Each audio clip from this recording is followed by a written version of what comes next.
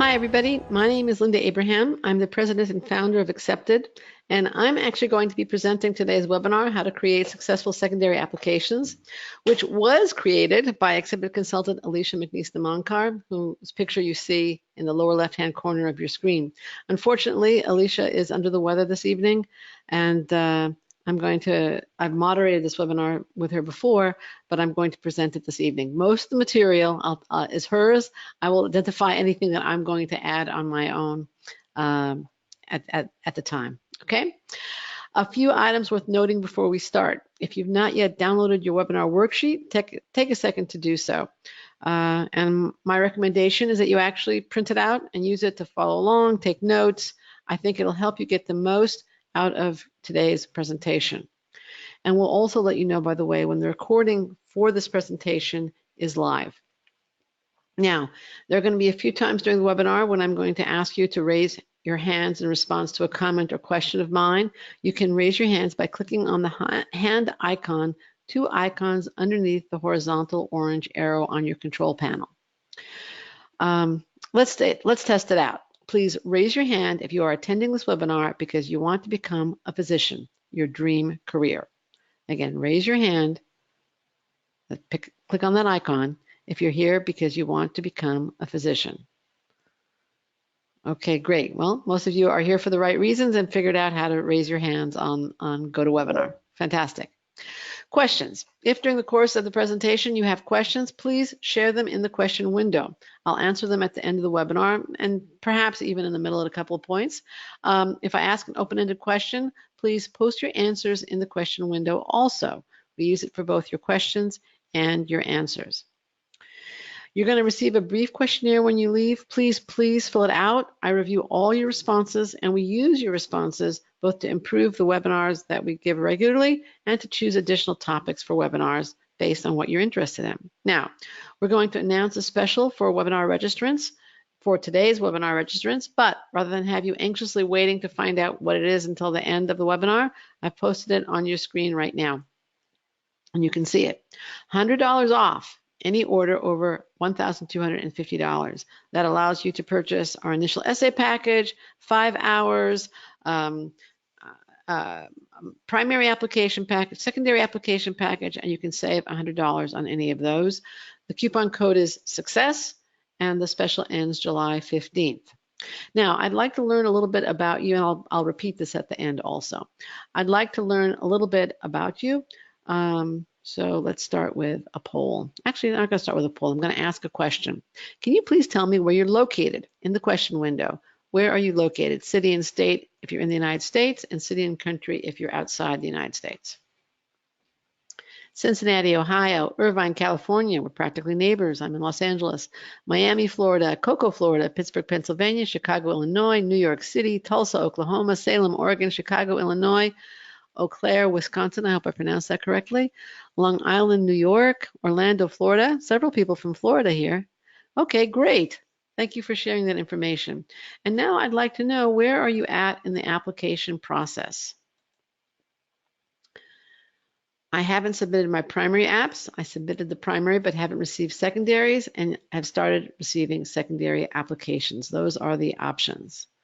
Again, haven't submitted my primary, submitted the primary, but haven't started receiving secondaries and have started receiving secondary applications.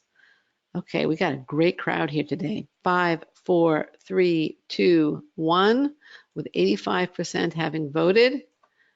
The results are 9% haven't submitted the primary, 30% have submitted the primary and haven't received secondaries, and 61% have already started receiving secondaries. That's fantastic. That means that 90% of you already have your primaries in, and 60% of you must have gotten them in really early, which is, again, fantastic. It really helps in the application process. Okay, and then the next question I have for you is, are you a first-time applicant or a reapplicant? Again, are you a first-time applicant or reapplicant? We're at 79%. Can we get it over 80 again? You got to be one or the other. 5, 4, 3, 2, 1. I'm going to close the poll. With 83% having voted, I guess somebody didn't want to say. 75% of you are first-time applicants, and 25% are REAP applicants. Okay, great. Thank you for that information. Now, normally I would introduce Alicia at this point in time, but as I said, she is under the weather, so I'm not going to do that. I'm going to just tell you a little bit about her because she is the one who compiled the presentation. She started advising acceptance clients in 2012. Her clients simply rave about her supportive assistance. Prior to joining Accepted, she both evaluated applications and advised med school applicants as director of the UC Davis Postbac program. Now, a little bit about me. I am the founder, as I said, and president of Accepted. I founded Accepted in 1994. I've been advising medical school applicants and a variety of grad school applicants to acceptance ever since then. I've been quoted in a variety of media, including the Wall Street Journal, CBS News, and other publications in connection with grad school admissions. And I'm very happy to be presenting this to you today. I'm just sorry that, as I said, Alicia's under the weather. So let's move into her presentation.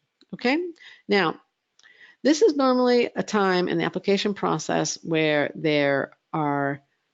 people have a lot of questions, but I'd like to start with the first question. I'd like a show of hands. How many of you have completed secondary application essays before? It could be, again, that's 25% of you are reapplicants. I assume that some of you have already started returning them, so you can raise your hands also. Okay, if you've completed a secondary application, please raise your hand.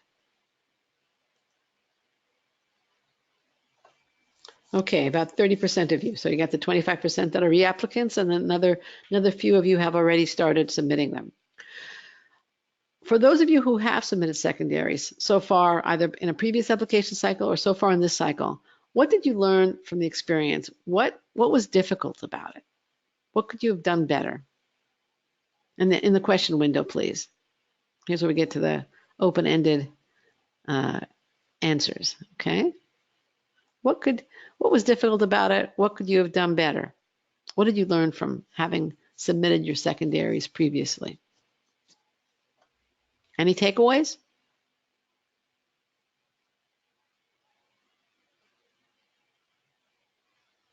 Okay, Carolyn says that writing the essays was very time consuming. I felt like my answers started getting repetitive. Focusing the essays, recognizing that I can't say everything. Very good. Having so many secondaries that each have to be submitted within 2 weeks. It is stressful. Keeping up them all was difficult. Plan to turn them in much faster. Okay, Greg, that's true. Anybody else want to add to that? Well, you're right. I think the most common difficulty that you all encountered was the time-consuming nature of writing them, the fact that they tend to come in a bunch, and that you have to turn them around quickly in order to demonstrate your interest in the school and time management skills, etc. So it's hard to complete so many essays in that short of time while maintaining quality. And somebody mentioned, I think Carolyn, that you felt like your answers started to get repetitive. Some people also say that they may not know what to write and they may get overwhelmed. Now, for those of you new to the process, secondary application invitations are sent out after medical schools have received your MCAS or your primary application. It could be MCAS or a COMAS. And secondary applications typically contain anywhere from 1 long essays to 7 medium-sized essays to 5 really short essays. So they vary a lot in terms of what they're asking, how they expect you to write it in terms of length, and what's required. What's the purpose behind them? Well, they allow medical schools to learn more about you as an applicant, to find out what they individually are specifically interested in, and also to find out how much you know about their program and their school. I like to say, and this is me now speaking, that the primary application is very much about your fitness to become a physician. The secondary application and interview are much more about your fit with specific programs. So it's not that the schools don't care about your fitness to be a physician anymore, and it's not like they're not going to see fit in your primary, but the focus changes and shifts, and that's the primary difference. Now, the secondary application also gives you a chance to update the school about your current activities or your recent publications. So, for example, if you just graduated and maybe didn't have a job yet lined up when you submitted your primary, perhaps by now you're scribing, or you're in a scribe course, or you're in an EMT course, or you have a job. You can update them in your secondary so that they know what's going on with you and they can see that you're a growing, dynamic individual. Realize also that while even if you say at some time, I'm going to do something, it's never as powerful as I am doing something, because of course, actions speak louder than words. Also, another word, tidbit, this is again from Alicia, this is almost everything that I'm saying. Letters of recommendation are due by the secondary application deadline provided by each individual school. You don't need to submit the letters of recommendation with your primary. You don't even need to submit them with your secondary. But I strongly encourage you to encourage your recommenders to get those letters in so that they'll be available to the school when they're reviewing your application. Now, there are 3 types of secondary applications. Yes, 3 types. The first is automatic, and I think that at this point is the most common. What do I mean by automatic? If you meet certain minimums, certain screens, then you are automatically sent a secondary application. The screen could be, a certain MCAT, a certain GPA, and frequently is. And some schools, like Hofstra University, for example, they will, if you don't meet their screen and you really, really want to go to Hofstra and believe that there were extenuating circumstances that you can show that you really belong in medical school, you can request that a secondary be sent to you manually. Now, realize that secondary applications are not cheap, and to a certain extent, they fund the medical school admissions process. Except for those applicants applying as disadvantage, you may have a fee waiver, and you also may be screened by an individual, a human, not by the automated screening before being rejected. There are also schools that that send out manual secondaries. This used to be much more common. And in that case, your primary is reviewed by a human being before the secondary is sent out. And that means that the school has a demonstrated and genuine interest in you as an applicant. So you're a little bit further along when you get those manual secondaries. They also come a little bit later.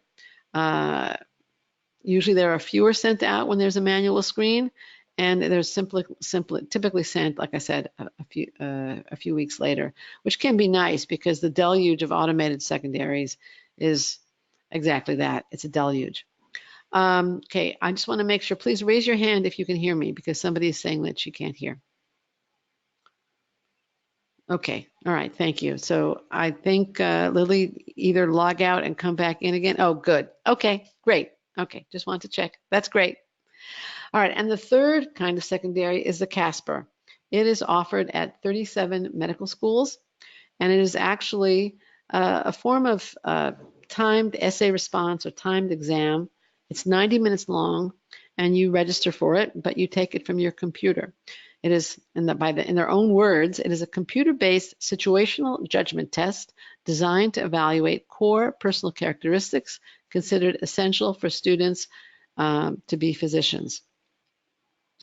And some of the questions are relate to professionalism, ethical grounding, empathy, compassion, and cultural sensitivity. The CASPer can be taken anywhere you can access a computer with audio capabilities and reliable internet connection, not to mention a quiet location. The CASPer consists of hypothetical everyday situations presented in a variety of formats, including text, animations, and video. And examinees are asked how they would respond to these situations or behave in the situation portrayed. Now,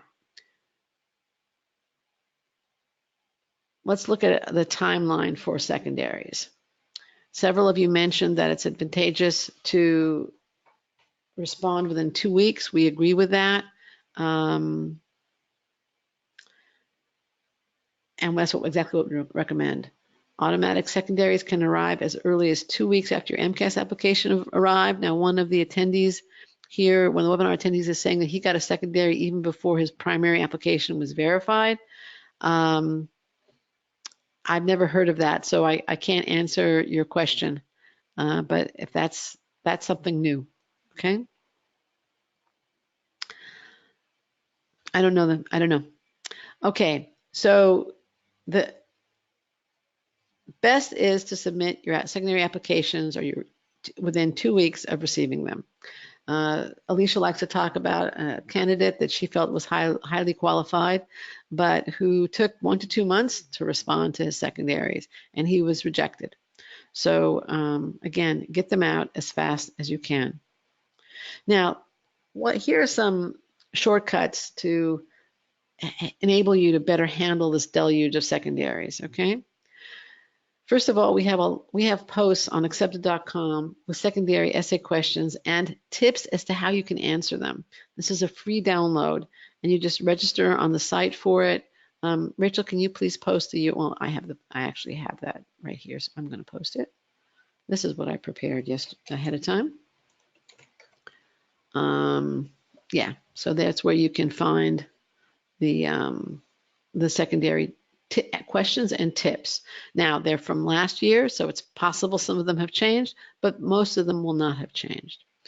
After completing the application materials for the primary, for those of you, I realize that most of you already are receiving secondaries, but there's still about 40% of you that either haven't submitted your primary or have submitted it and haven't started receiving secondaries. I would start writing some of those secondaries. Write secondaries, let's say, for your in-state schools where you're most likely to receive secondaries. Write secondaries, pre-write them for the schools that you're most interested in. Write drafts. You don't have to make it perfect yet, okay, because you don't know if the question is, well, you can check perhaps even on SDN if the question is the same. But do start writing drafts of your secondaries so that you're not going to have to start from scratch when they do start arriving.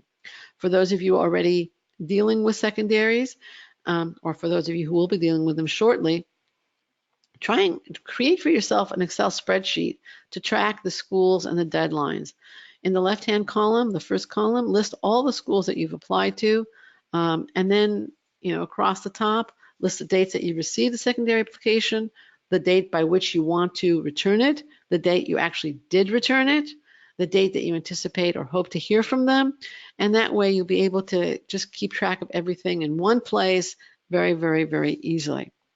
Now, another thing that will tremendously help you, and I realize I'm not exactly objective on this point, and we'll discuss this more later, is if you work with a professional editor and writer, or consultant rather, like Alicia, who's pictured on the screen, and you see a list of the medical schools where her clients have been accepted to also. The only great writer I've ever heard of who did not have an editor was Winston Churchill. Please raise your hand if you think you write as well as Winston Churchill. No hands are rising. One does. Okay, then you probably do not need an editor. But otherwise, most professional writers have editors, and they have them for a reason. Now, if you are Winston Churchill, you don't need an editor. He was right. He didn't need them. But most other people do need them. And your consultant can give you advice, editing assistance, help you identify the information to include in your essays and not include in your essays. All that can help you get through the secondary application phase of your application. Now, the anatomy of a secondary application. There are 3 basic question types, okay? The first one can be a long, the brain pictures from anatomy. The first type is an autobiographical essay or several short questions about you. So for example, Baylor asks, quote, indicate any special experiences, unusual factors, or other information you feel would be helpful in evaluating you, including but not limited to education, employment, extracurricular activities, prevailing over adversity. You may expand upon but not repeat MCAS implication, and they allow 2,000 characters, which is approximately 400 words. There can be sample short questions about challenges overcome, your most rewarding experience, any special interest in a particular area in medicine, where do you see yourself in 10 years? There could just be a long autobiographical essay, tell us about yourself. And what you don't want to do is simply repeat your personal statement from the MCAS, as Baylor said explicitly. You're going to want to either approach something from a new angle or and certainly provide new information, including updates, as I mentioned earlier. Now, you can cover, depending upon the question, if they're asking about your childhood or if they're asking about an autobiography, then you can even cover events from childhood and on. If they're not asking specifically to go back to childhood, then I think you should probably start more in college. The point here, though, is that they're trying to get to know you as a person. What kind of information do you think you could include about yourself? And this is in the question window. What kind of information do you think you would include?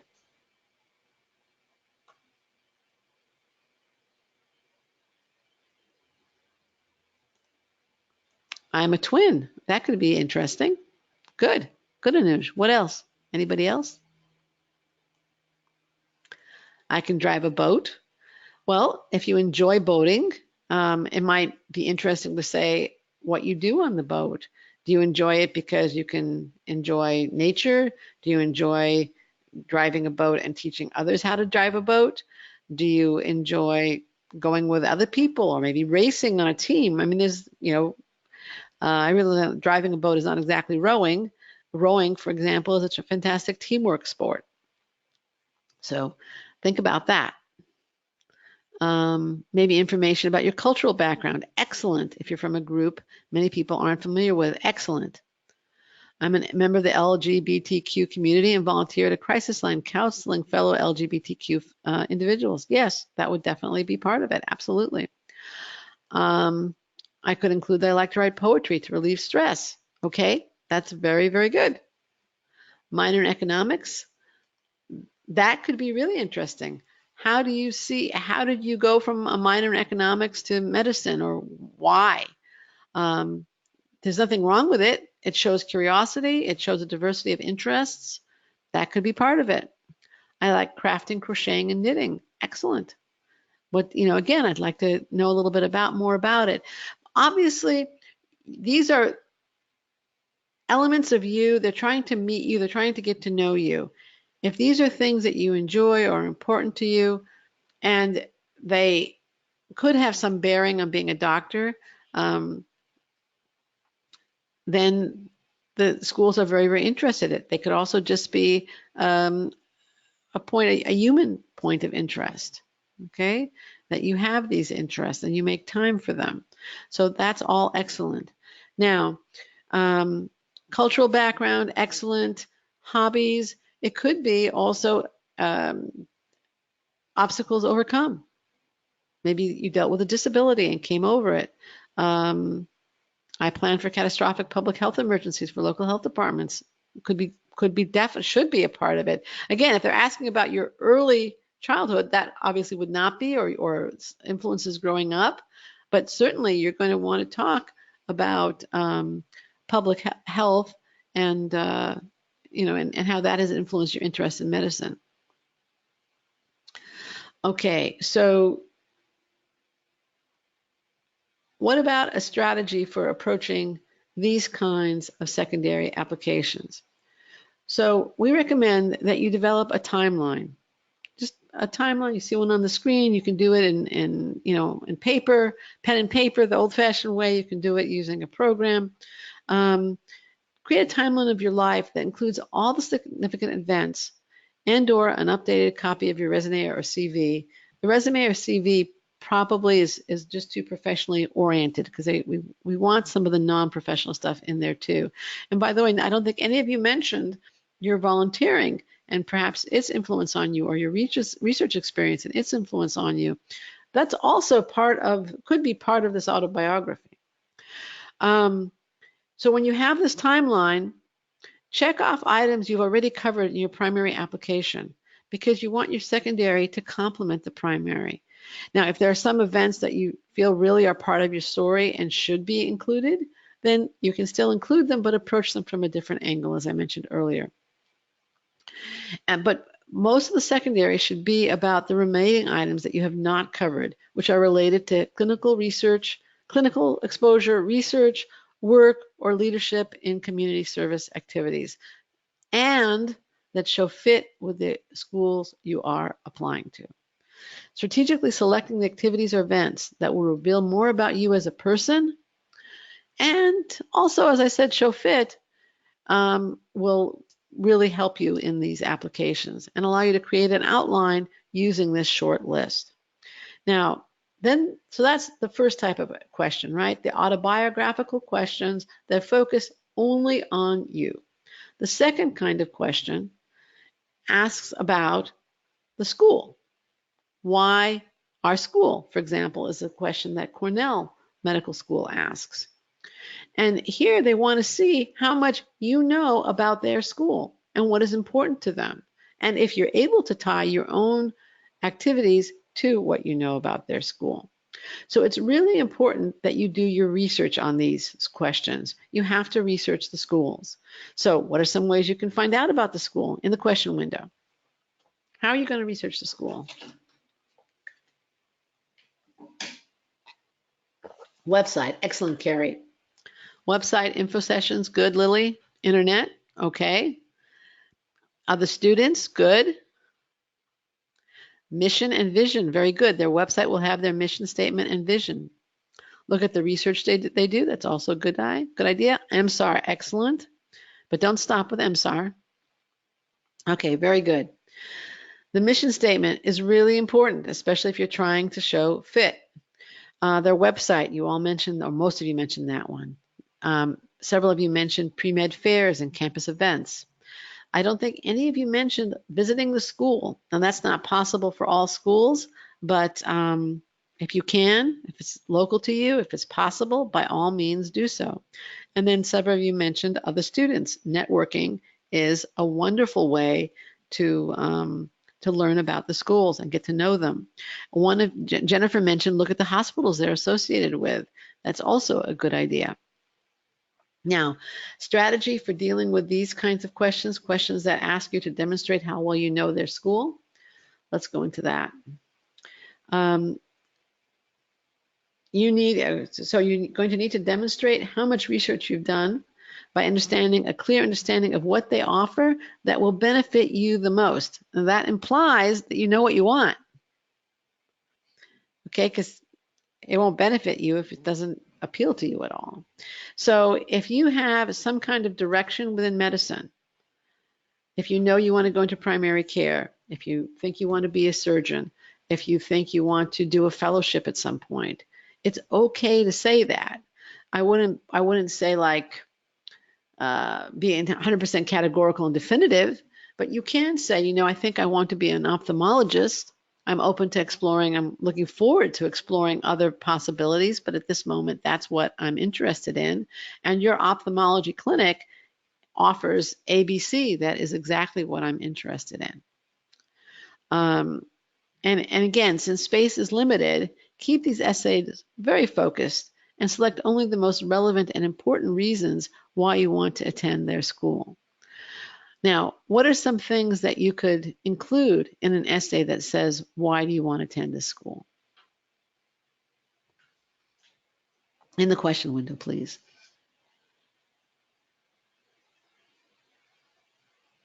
What are some things you could mention?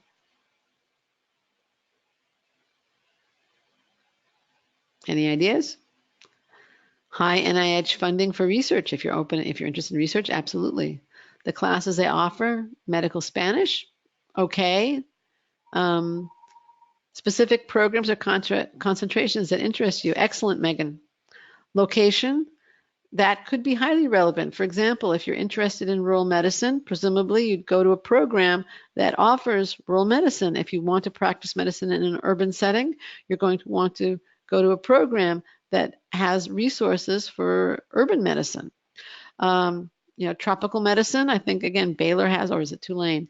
You know, there's different specialties that schools have. Interesting research they are doing, fields of research, excellent, Carolyn. Shared values, their mission resonates with me. Okay, that's really good. The match rate for your particular specialty, that's good. I wouldn't do just the match rate though. That there has to be more than just that, okay? Maybe a relationship with an alum who inspires you that also went to that school and how that helped you learn more about the school. That can work. Just don't, if the alum graduated 20 years ago, it's probably not as effective. Okay. Now, then the third kind of essay is essay questions about you and them.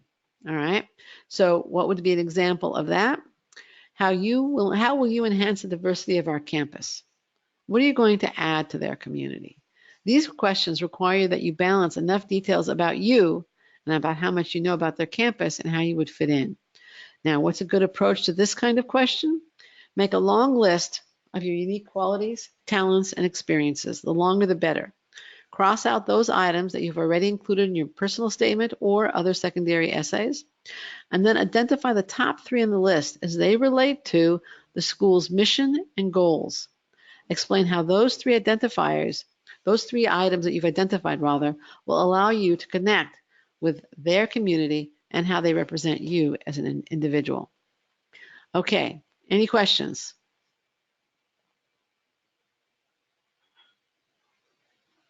Actually, I'm going to save questions for later, okay? All right, let's move on. Now, the next step. If all goes well, you're going to be invited to interview anytime between August and April. And depending upon when you submitted your MCAS application and the schools you're applying to and how fast you turned around those secondaries. Now, rolling admissions, basically early admissions is earlier, but rolling admissions basically begins in October and ends as late as August. But most medical school classes most medical schools begin classes between July and September. Now, I'm going to get to questions, and I have something else I want to discuss with you, but I want to ask you right now, before we get to your questions, I have one more question for you, and that is, what is the most valuable concept, idea, or piece of advice or information that you've gained from this webinar?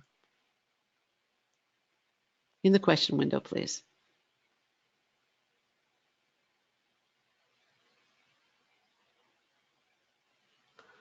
The ways to answer the questions. Oh, from 2 people. Okay, that's valuable. Anybody else share that or anything else? Focus and advice to how to answer the questions. Great. Don't repeat information. How to address specific types of questions. I'm going to pass this on to Alicia. That's great. What things to include in specific questions. I want to again remind you about Alicia broke the questions down to 3 types. I think she did an excellent job. But we also have a collection of tips which gives you even more suggestions as to how to answer the questions.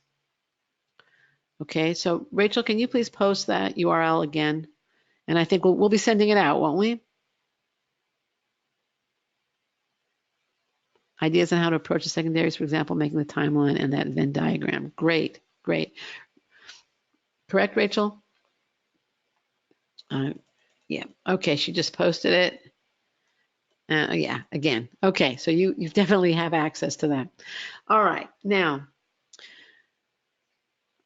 normally at this point in time, again, I normally moderate the webinar. I would thank Alicia for her excellent presentation. I still think it's an excellent presentation that she created, even if I was the one presenting it, and all the great advice. We're going to take your questions in just a few minutes, but before we do, I wanted to speak with you for a bit, and this is me. Let's face it, it's hard to get into medical school. It just is. Alicia, in her presentation, gave you the what and why of responding well to secondary applications. But the how, and she even gave you some of the how, of applying that excellent advice to your specific situation, your qualifications, your goals, and your experiences, that how begs for individual advising from experienced professionals who can guide you through the lengthy, grueling process that is med school admissions. And that individual advising, as you'll see in a minute, is a key factor not only in applying successfully, but also applying confidently. And that's your goal now, to apply successfully and confidently. Given the complexity of the application process and the odds, you need a guide who knows the process inside and out and can support you through this demanding journey.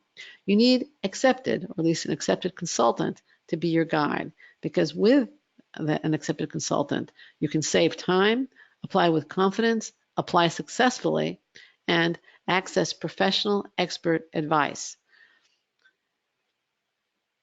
Now, we have the admissions experts, the guides, who can mentor you through the process so that you achieve your goal of applying confidently and successfully. Former admissions directors, committee members, post-bac program directors, and highly experienced med school admissions consultants who can advise you through this process, who can mentor you and critique you in a constructive, friendly way. So here's what I suggest you do after the Q&A, and that is visit accepted.com/medessays. Choose a service that's right for you. We have both flat rate and hourly options. Get the guidance you need for that missing individual how, and go from confusion to clarity and from doubts to confidence. Now, some of you may say, isn't accepted expensive? Well, in all honesty, rejection is usually more expensive. Our fees are clear, but the cost of rejection is not quite as obvious, even though it can be significantly higher. So let's take a look at the risks of not applying with accepted. Actually, I got ahead of myself. Here are the risks of not applying with accepted, right? The cost of reapplication can easily be a few $1,000s because that's the cost of application.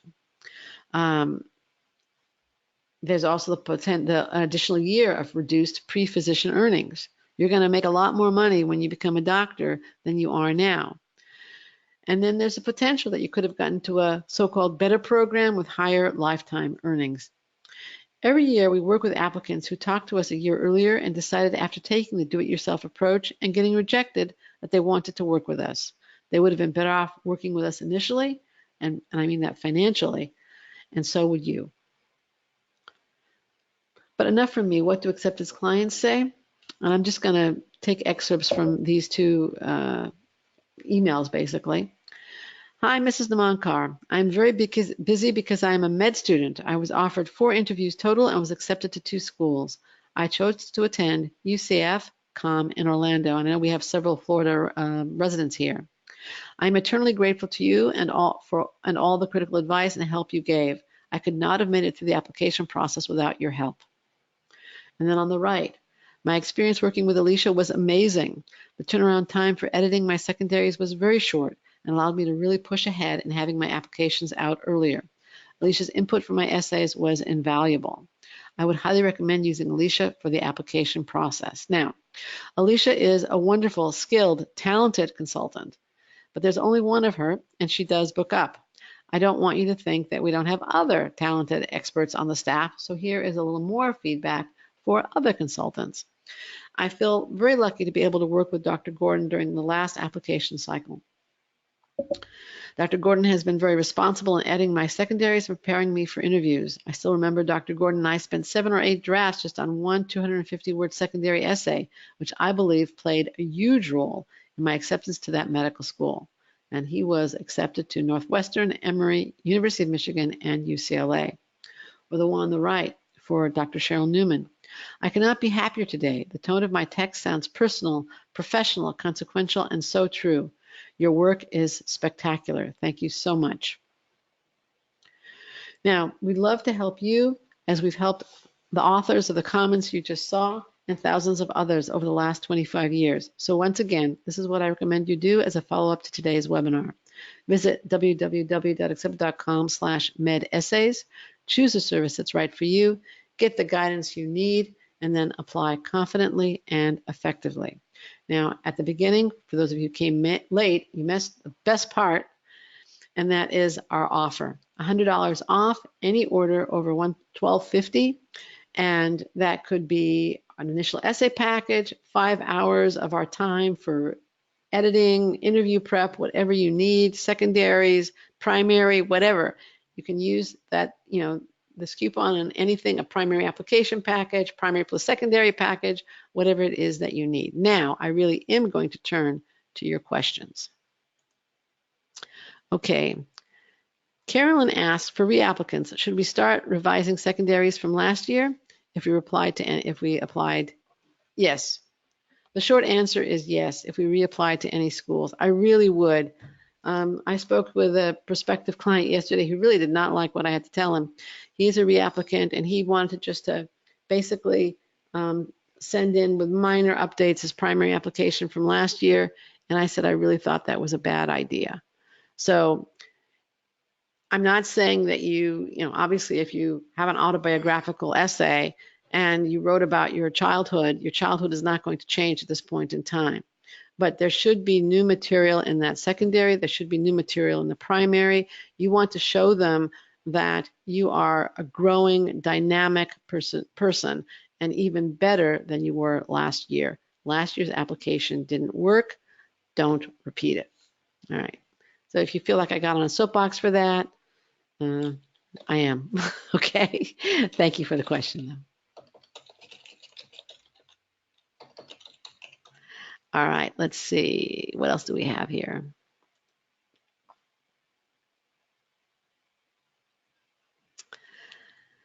All right. Andrea asks, this is a very interesting question. When they ask about failures and what we learned from the failure, is it okay to talk about taking the MCAT once and not doing well? I feel like that really humbled me. Did you take it again and do well the second time around? Yes. Okay. I'd have to ask. It's a little bit difficult for me to answer that question in a vacuum. And this again goes back to the value of working one-on-one with a consultant. The reason I'm hesitating is there might be they know that you took it before, you didn't do well, and you took it a second time. So you're not really sharing something tremendously new with them. If you could talk about in other words, there might be a better failure for you to talk about. And the point would again be something where you didn't do well, you learned from the experience, and the next time around you did a whole lot better. And perhaps that would highlight an area of your life that you didn't have time to address.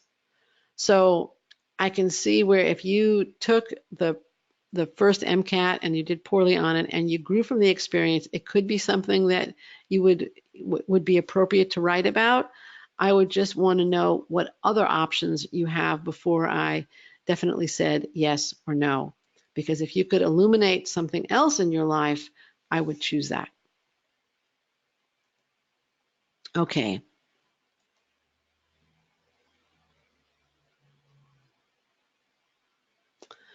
Okay. There are some schools I applied to that send secondaries to all verified applicants. I was verified a while ago and still haven't received a secondary. When is it appropriate to reach out to the school? I would say if you were verified 2 weeks ago and haven't received your secondary and know that secondaries have gone out, I would reach out to the school. Okay? That would be my answer. Thank you. Thank you for the question.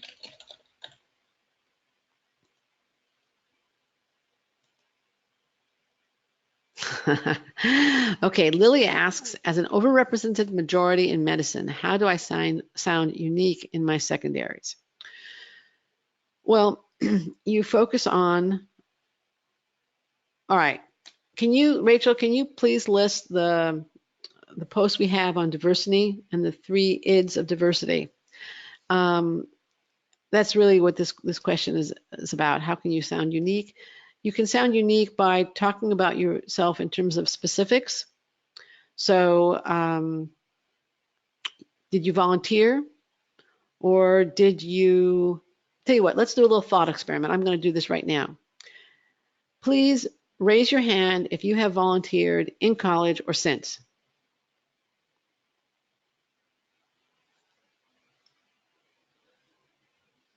Raise your hand, please, if you have volunteered in college or since. Only 51% of you? Some of you have tuned out. Okay, 58%. We're getting higher. All right, I'm going to ask you to put your hands down. Okay, and a few more popped up. All right, so most of you have volunteered in some capacity. Next question. How many of you have been a camp counselor at a sleepaway camp for a ventilator-dependent, wheelchair-bound teenager? Raise your hand if you've done that. Nobody. Okay. Here's another question. How many of you have clinical exposure? Please raise your hand if you have clinical exposure.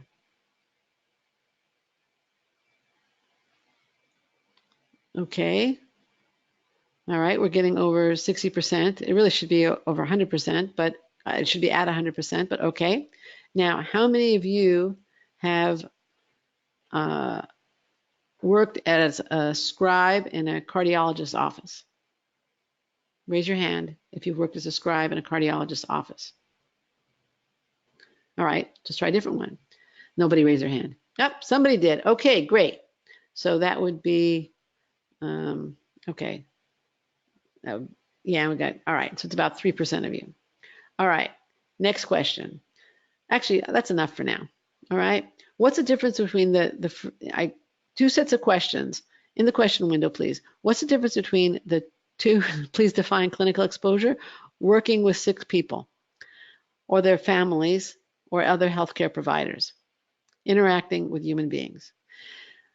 Broad versus specific. Excellent. Chineye, I might be mispronouncing your name. I apologize for that. What happens when you write or speak in very broad general terms?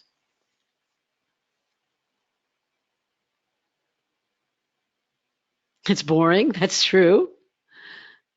You sound the same as everyone else. Exactly, Carolyn. But what happens? You sound the same if you write in or speak in specific terms. In the question window, what happens if you write or speak in specific terms? You now stand out. Exactly. It becomes much more personal. True. Exactly, Jennifer. You sound unique. Well, you're going to have to do it. And Lily wrote, you sound unique, but I already spoke in specific terms in my primary. Well, you're going to have to do it again in your secondary and in your interviews if you want to be distinctive. Now, getting back to okay, Rachel, I see posted, what is a diversity essay question? How do you answer it? If you want to focus on your uniqueness, there are 3 ways to do it. One is, again, writing in specific terms. That's kind of a technique. There are 3 things you have to look at. And then what I call the 3 IDs of diversity. One is your identity. That's your background. Somebody mentioned that earlier in the webinar, right? Your background, that could be ethnicity. Yes, it could be sexual orientation. It could be membership in a particular arts group.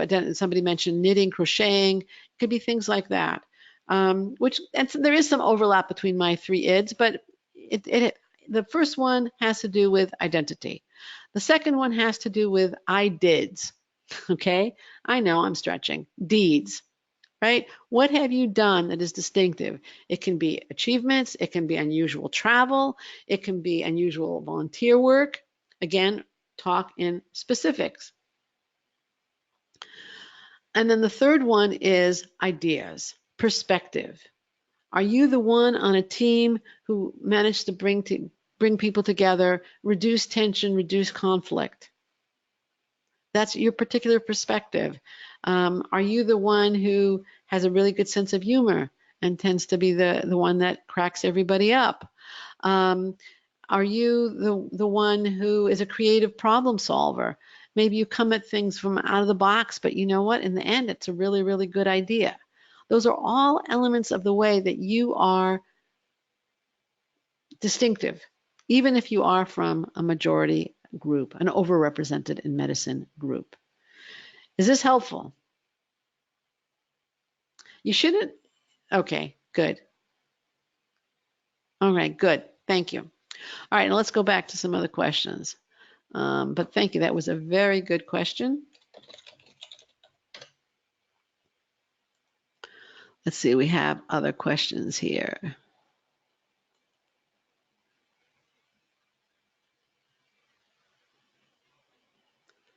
Let's see.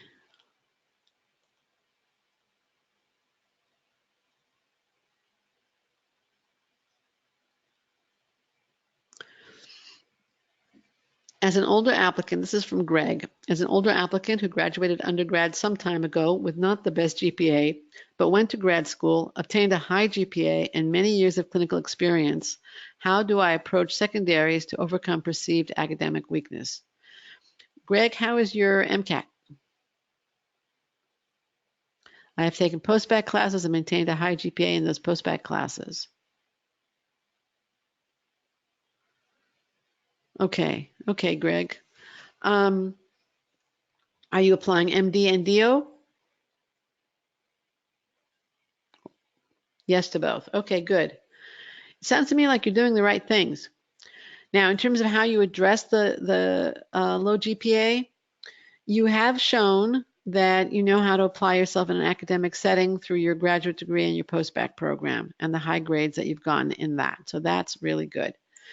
If there were extenuating circumstances that contributed to your low undergraduate GPA, you can either use additional information questions. I can't give you a blanket rule how to approach it because it depends on the questions that are posed. But if many applications will have an additional information section, or if there's something you want to, optional questions, you can use that to address your undergraduate GPA. And otherwise, I think that you have, and you were the guy who was in public health before, if I recall, right? So I think, you've certainly shown dedication to medicine. Just do the best you can. If it's one bad class or grade, it depends how bad. And again, this is when or how should I discuss a bad class grade in secondaries? This is from Lily. If there's an additional information section, you can address it. Also depends on what you want to say about it. If you just want to give an excuse, don't bother. If there were extenuating circumstances and you then retook the class and did really well, you may want to use that additional information section for that. Carolyn asked, should we also always try to answer the optional essays in the secondary applications? That depends on the wording of the question. If it just asks for context for low grades, etc., then you don't have low grades, then you shouldn't answer it. That'd be a pretty good situation, right? If it asks for obstacles overcome or challenges that you faced, or again, it just depends on the wording. If you definitely have something that you can use the optional for, by all means, answer it. Definitely. Good question. Thank you. You are a great group. Been asking really good questions. Let's see. All right, Philip, I think I just answered your question too. You and Carolyn had the same question, so thank you for that question also. And let's see. Does a high GPA make up for an average MCAT score? This is from TC.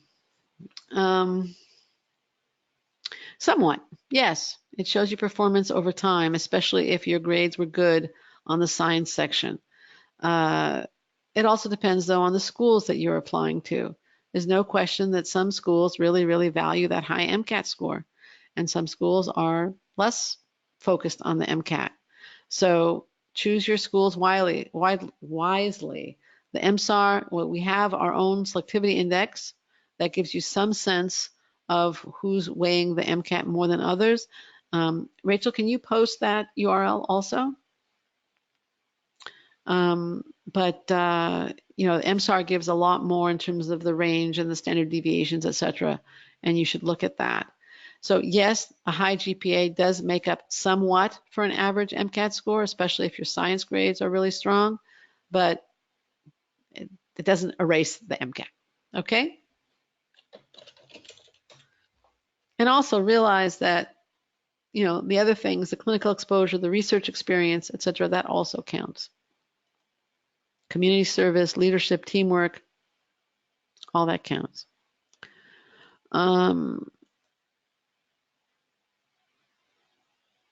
Carrie asks, can you expand on meaningful experiences for secondaries, or is that too repetitive?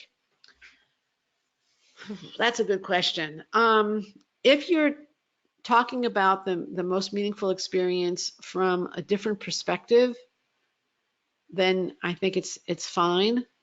Obviously, if you have something else that wasn't written about previously on the primary, it's better to, probably is better to take that. Again, I'm answering in a vacuum, and that's where the individual advising comes in and can be useful. But I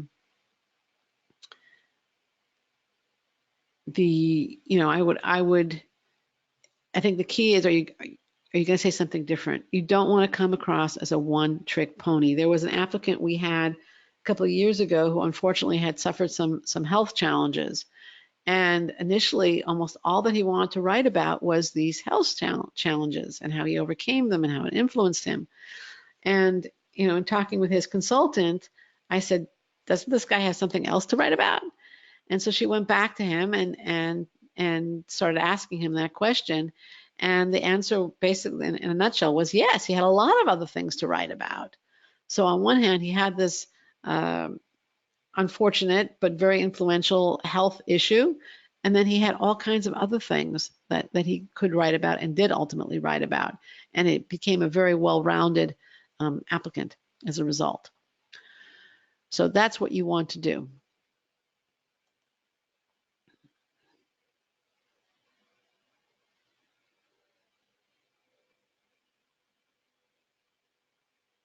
Okay, so thank you for that question.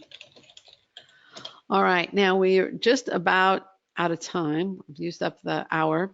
And at this point, I want to thank you for your time, answers, questions, and participations. I want to also thank Alicia in absentia for preparing a wonderful webinar. But before you leave, I'd like to share 2 thoughts and a story before we part. Remember the advice that Alicia has given you for your secondaries. She's talked to, actually, I don't think I use the word authenticity, but it's something that flows throughout her presentation, that you should be telling your story. And we did talk about the importance of specifics. We certainly talked about timeliness, steady effort, and so much more. So if you're worried about churning out those secondary essays quickly while showing the fit necessary to snag interview invitations, not to mention prepping for the interviews themselves, and if you're anxious about spending the time the next year running this marathon, remember the excellent advice that you heard here today, and your goal: apply successfully and confidently. Now, here's some additional feedback from a client who worked with Accepted. I've been thinking about this whole crazy process after being accepted to 3 medical schools, and I know that I wouldn't have had a prayer if it weren't for your substantial help, especially for someone like me, whose numbers are a little below average. So I can't express my appreciation to you enough. You've helped me immeasurably. You greatly de-stress an important part of this process. I felt much more confident in my essays after working with you. Slightly low numbers, concern about the quality and quantity of writing you'll have to do. Can you relate? Now, this client, the client you just heard from, dealt with his concerns by working with Accepted. He took the initiative and really addressed those concerns. He applied confidently and successfully. He is now a med student. You can be too. Get Accepted.